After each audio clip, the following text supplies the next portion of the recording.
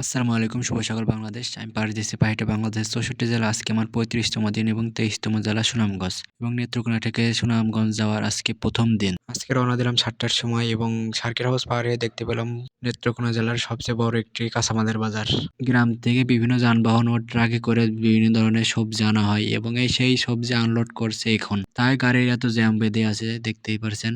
রাজুর বাজার পাহাড়ে চলে আসলাম খোলা একটা মাঠের ভিতরে, আর এটা কিন্তু অনেক বড় মাঠ এবং এখানে তৈরি হচ্ছে বড় বড় বিল্ডিং। তো এই জায়গাটার বিষয়ে আমি কিন্তু ভালোভাবে জানি না। তো এক কাকাকে জিজ্ঞেস করলাম, কাকা এই জমি কি মালিকানা নাকি সরকারি? কাকা বললো যে মালিকানা এবং তার কাছে আমি কিছু কথা জিজ্ঞেস করলাম, তো তিনি যা যা বললেন আমি তার কিছুই বুঝতে পারলাম না এবং কাকার প্রত্যেকটা কথার আমি হ্যাঁ হু বলে চলে আসলাম, কারণ কিছুই বুঝতে পারিনি কি বলবো। তো তারপরে ধরেন সামনে এসে বুঝতে পারলাম যে এটা একটা শিক্ষা প্রতিষ্ঠান হতে আসছে এবং এটা আপার নামে শেখ হাসিনা বিশ্ববিদ্যালয়। আর এই বিশ্ববিদ্যালয়টিকে অনেক জায়গা নিয়ে তৈরি হচ্ছে, আর এই শেখ হাসিনার নামটি কিন্তু মুছে ফেলা দিয়েছে বোর্ড থেকে। চলে আসলাম বাংলা বাজারে, আর এখান থেকে সকালে নাস্তা করে নিলাম, আর এবং এখানে আছে কিন্তু ছোট্ট একটি স্টেশন। আর এই বাজারটা খুব একটা জাঁকজমট না, তো যা আছে ভালোই আছে। তো তারপরে চলে গেলাম সুন্দর একটি মাঠের ভিতরে, আর এই মাঠ পার হয়ে চলে আসলাম একটা ইট ভাটা এবং এটা কিন্তু অস্থায়ীভাবে বন্ধ আছে এখন।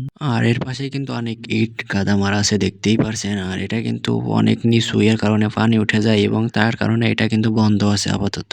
তো এটা হচ্ছে ধনাইখালী নদী। তো এখানে যে মাছ মারছে বাইরে থেকে পাথর এনে সেই পাথর ভেঙে খোয়া করা হয় এবং এই খোয়া বিভিন্ন কাজে ব্যবহার করা হয়। এবং তারপরে চলে আসলাম একটি চায়ের দোকানে, একটু বিশ্রাম নিয়ে চা খেয়ে আবার রওনা দিয়ে দিলাম। বিরাট জামে মসজিদ কমপ্লেক্স, এটা দেউলি দেউলি গ্রাম এবং বারহাট্টা উপজেলা নেত্রকোনা। তো মসজিদটা অনেক সুন্দর, রাস্তার পাশেই আছে, তাই ভাবলাম একটু দেখে যাই। আর আমি যাবো এদিকে।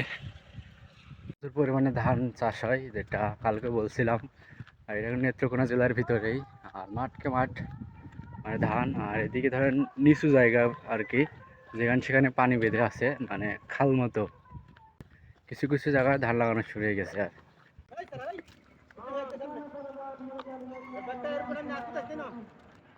ছোট মাছ ভর্তি।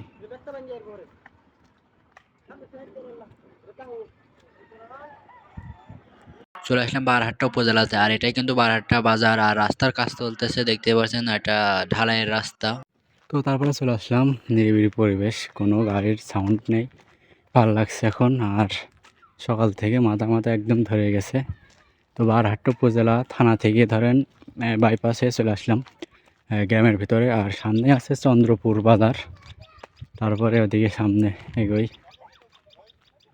দেখতে পাচ্ছেন জায়গাটা অনেক সুন্দর, কোনো বিরক্তিকর সাউন্ড নাই, ভাল লাগছে।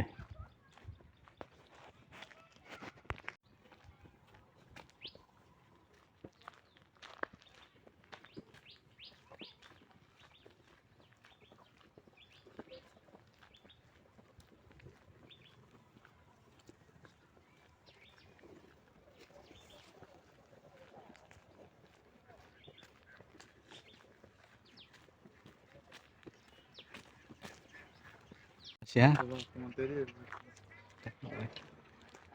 তো ভাইয়ের সাথে অনেকক্ষণ কথা বললাম, ভালো লাগলো। ভাইয়ের কথা আমি অনেক মজা পাইছি, মানে কথাগুলো শুনে, মানে নেত্রকোনার ভাষায় কথা, মানে একদম স্পষ্টভাবে বোঝা যাচ্ছিল না, হালকাই একটু অন্যরকম। তো ভালো লাগছে ভাষাটা। কিতা করছো নি, কোথা থেকে আসছো নি, আর কি যেন বলছিল মনে নেই। আর গ্রামের ভিতরে এসে একটা জিনিস খুব ভালো লাগছে, যে প্রত্যেকটা সবজি বাগানে ওই যে মাশাআল্লাহ লেখা আছে, এই দেখতে পাচ্ছেন, এই যে প্রত্যেকটা সবজি বাগানে এমন। যাক, মাশাআল্লাহ, আলহামদুলিল্লাহ, দেখে ভালো লাগছে। আর এই গাছটা অনেক ভালো, আর গ্রামটা অনেক ভালো, নিরিবিলি। ওই যেখানে অনেক ভাইরা কাজ করতেছে বেগুন বাগানে। আর দেখতে পারেন সামনে কিন্তু আবার একটা লেখা আছে মাশাআল্লাহ। প্রত্যেকটা সবজি বাগানে এমন ধরেন বডি এমন লেখা রয়েছে, তো দেখে ভালো লাগছে। ওই একটা, আরও সামনে একটা আছে। নাম কি তোমার? নাম কি? ওয়াজিদ, সুন্দর নাম তো। মাহিন, তোমার নাম তুমি জানো না? এখানে কি হবে? তোমার বিয়ে হবে নাকি? তোমার বিয়ে হবে? তো কি হবে? ও আচ্ছা, ভালো তো। হ্যাঁ, বিয়া হয়েছে ওর? তা তুই-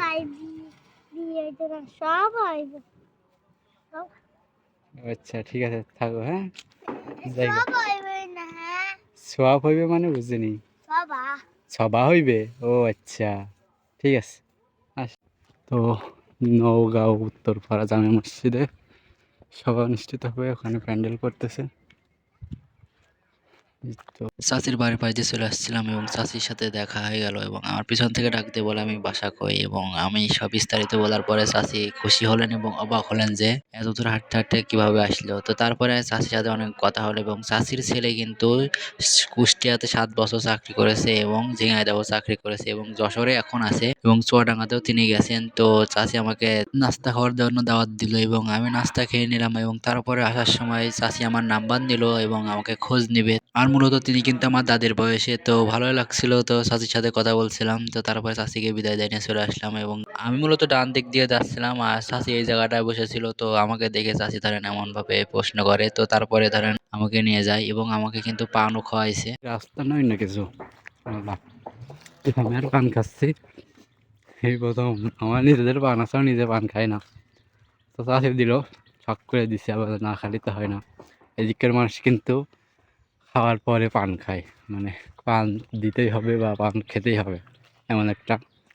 দেখতে পাচ্ছেন রাস্তাটা কিন্তু গুগল ম্যাপে কিন্তু এটাই আছে, এমন একটি রাস্তা। এই রাস্তায় যে যাই, ওই যে ওদিকে ওদিকে যেতে হবে আর কি। সুন্দর।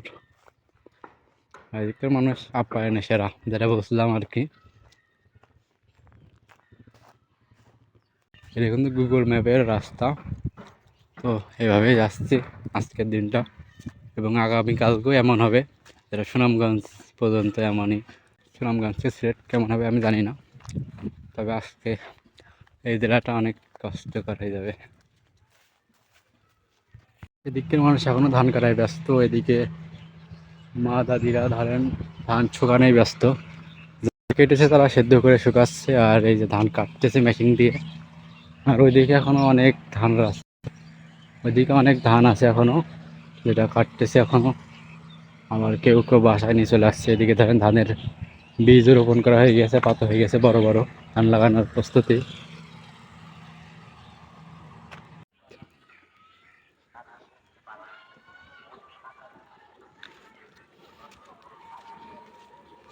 এটা হচ্ছে ধর্মপাশা বাজার, আর বাজার শেষ করে চলে আসলাম আমি ধর্মপাশা উপজেলা পরিষদে এবং আলহামদুলিল্লাহ আজকের গন্তব্য শেষ করলাম এবং আগামীকালকের গন্তব্য সুনামগঞ্জ জেলা এবং পরের জেলা কিন্তু সিলেট। ইনশাল্লাহ দেখা হচ্ছে। আজকের ভিডিওটা এই পর্যন্ত ছিল। তো ভিডিওটা কেমন হয়েছে অবশ্যই কমেন্ট বক্সে জানাবেন। পরবর্তী ভিডিওতে দেখা হচ্ছে। আল্লাহ হাফেজ।